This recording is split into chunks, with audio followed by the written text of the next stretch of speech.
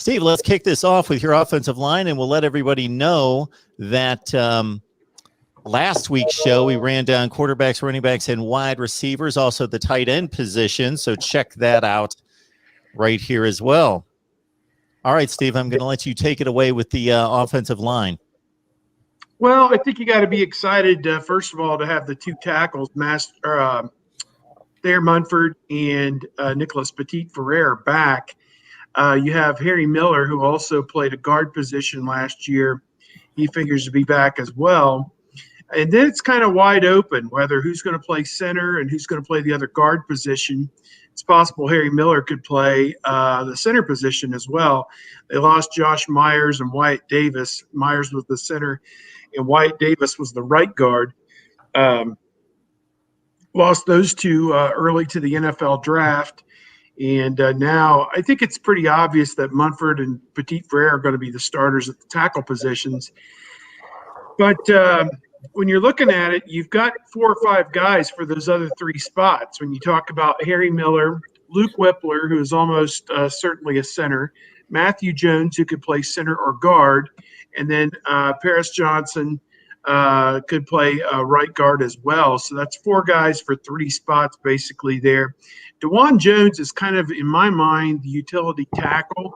Could be the first guy in at left tackle or right tackle. We saw him repping at both those positions this spring. So I've given you, I think, 7 names there that I think that Greg Studrawa, the offensive line coach, is pretty happy with. And he also talked up Josh Fryer, who was repping Summit Guard this spring because Harry Miller was out with an injury. So I think what they need to do, or what it seems like they might do, is get into the fall camp in August and figure out maybe who the center is going to be between Harry Miller, Luke Whippler, and Matthew Jones, and then maybe go from there and fill in the 2 guard spots. And it's not out of the realm of possibility that Harry Miller, after starting last year, could be out of a job this coming fall, and by no undoing of his own, just some other guys that come back and are in much better shape and didn't miss a lot of time in the off season because of injury. So hard to say what's going to happen, but that kind of sets the stage for it. And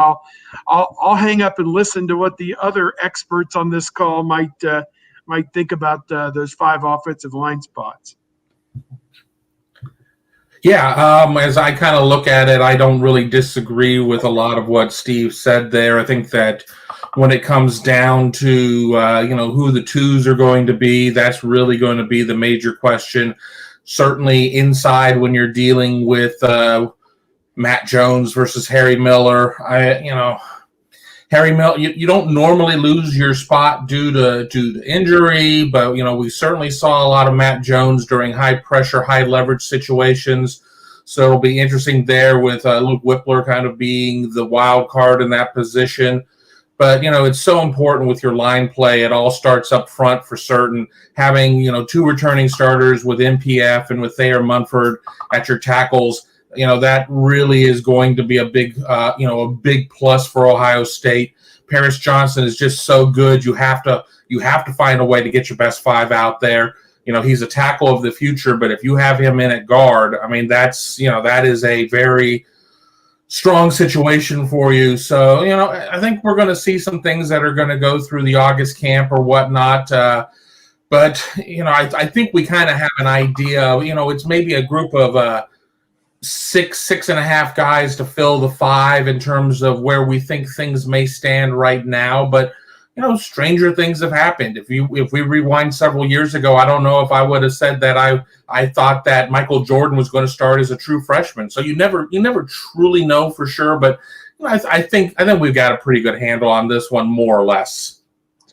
Yeah, I would agree. There's only certain guys that are going to be in that top 5, and that's what Studrawa said. He wants to find his top 5, and when I asked him this spring if Harry Miller would be there, he seemed adamant that Harry Miller would. So if we put Harry Miller, if we keep him at the left guard, then it's Matt Jones or Luke Whippler at center, or do they want to move Harry Miller to center? I think right guard is set with Paris Johnson. They're just going to put him there and let him go.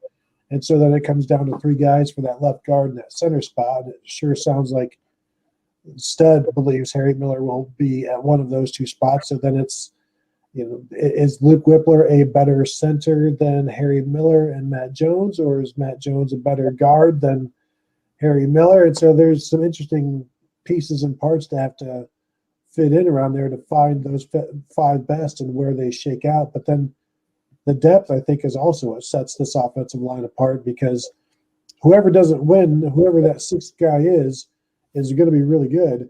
And DeJuan Jones has started and played well at tackle. As Steve said, he's your utility tackle. And Josh Fryer could start at most places in the Big Ten, and he played well at tackle in practice last year, moved to guard this year, and they've got guys. Past coaches have said they want 8. You got your starting 5, and then you got a backup center, backup guard, and backup tackle, and they sure seem to have that. So they're in good footing. And then they have even more depth behind that. So I don't think we've ever seen it this deep. And these tackles, Thayer Munford and Nick Petit-Frere, I've said before that might be the best pair of tackles at Ohio State since Orlando Pace and Corey Stringer. And I've gone through every single pair of tackles before, and these guys definitely have an argument.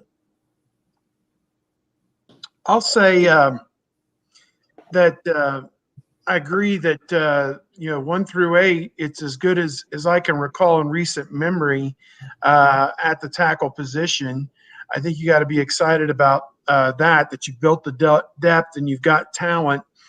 DeJuan Jones, he'd be starting and starring just about any other place in the country, and Paris Johnson probably the same as well. And so you've got some guys who are eager and anxious to get in there and get going. And I'm not discounting some of the other guys that are listed here, like Enoch Vamahi. He's also kind of in the 2 deep as well. And I think there was one more name I did not want to disavow here that might be a potential. Grant Toutant, Ryan Jacoby. Those guys also seem to be kind of in the mix and waiting. Jacob James is another guy, and Ben Crispin. So you've got a lot of young talent, a lot of depth.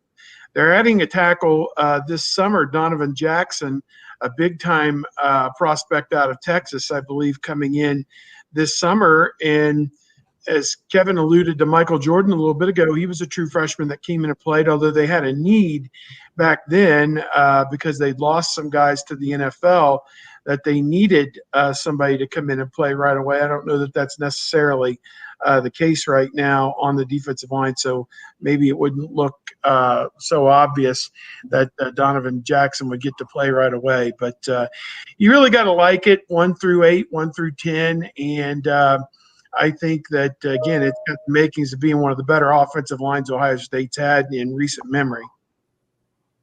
Steve, your buddy there, 247 Sports, a Big Game Boomer, has Thayer Munford rated as the 2nd best offensive tackle in the country behind Evan Neal of Alabama.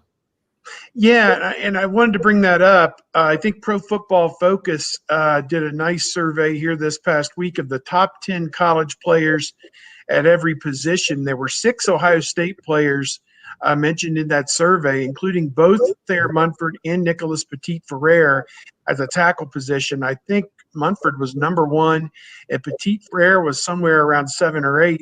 And I wonder about Munford if he's just getting it because of longevity.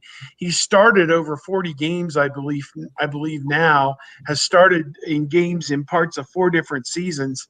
So obviously getting this chance as a super senior to come back and play another year, he's going to set some records for games played and games started that'll probably be hard for anybody to beat at Ohio State, because they're not going to get to play 4.5 or 5 years like he's getting to play. But I think that that was a major stroke.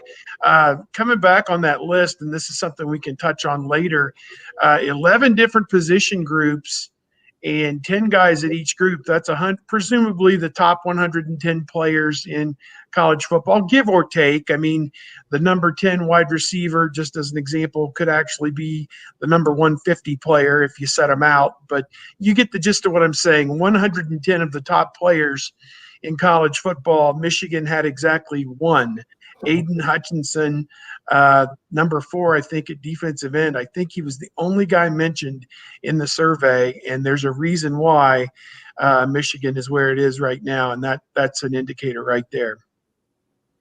I'll say Daxton Hill got robbed. They should have had at least two guys on that list. But no more. If you say so, Tony, you follow him every week. I don't have any idea. Yeah, Dax Hill's really good. The problem is that he just doesn't have a lot of reinforcements around him. So, he's going from his safety position. He's going to have a lot of action because I don't really know what they're going to have at the corner position to support any of it. So, I agree with Tony. Not to be some sort of Michigan sympathizer here, but he probably should have made the list. Dax Hill is Jon Snow when he's taking on Ramsey Bolton or whatever, and it's just him against like an army of people coming at him all on their horses, and he's just there with one sword, and then he's about to get overwhelmed. That's Dax Hill in that Michigan secondary, but he's an outstanding player. I guess it's hard to look good in that Michigan defense or to get too many accolades. I think Aiden Hutchinson is fine. I thought Kwity Paye was fine, but there's not a lot of guys there. There's not a lot of there at Michigan right now. Big Game Boomers got Harry Miller at 13 and got Paris Johnson at 38 as well. I hadn't seen that. We're going to be looking at all sorts of rankings here in the next month or two. Yeah, I'll take his word for what it is.